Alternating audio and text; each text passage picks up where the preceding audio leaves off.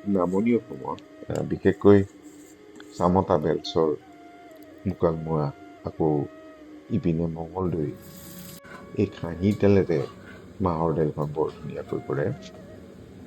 এইখন ব্যঞ্জন ৰান্ধিবৰ কাৰণে মাটিমাহখিনি ভালদৰে চাফা কৰিলে প্ৰথমতে শুকানকৈ অকণ ভাজি লয়। তাৰপিছত ইয়াক তিয়াই থোৱা হয় কিছু সময়। তাৰপিছত ইয়াক প্ৰেছাৰ কুকাৰত আমাৰ সিজায় বা হয়তো গাঁৱৰ পিনে কেৰাহীত সিজায়। ইয়াৰ লগত কাঠ আলু বতৰ অনুযায়ী বা কোমোৰা, বিশেষকৈ কোমোৰা দিয়ে আৰু আদা, নহৰু, পিঁয়াজ মিহিকৈ কুটি কেঁচা জলকীয়াৰ সৈতে তেল মাৰি ধনিয়া গুড়ি, জিৰা গুড়ি দিয়া হয় আৰু এইখন যেতিয়া উতলিবলৈ লয় তেতিয়া গৰম পানীত তিয়াই থোৱা হাঁহি তেলখিনি ইয়াত দিয়া হয় আৰু ভালদৰে উতলাৰ পিছত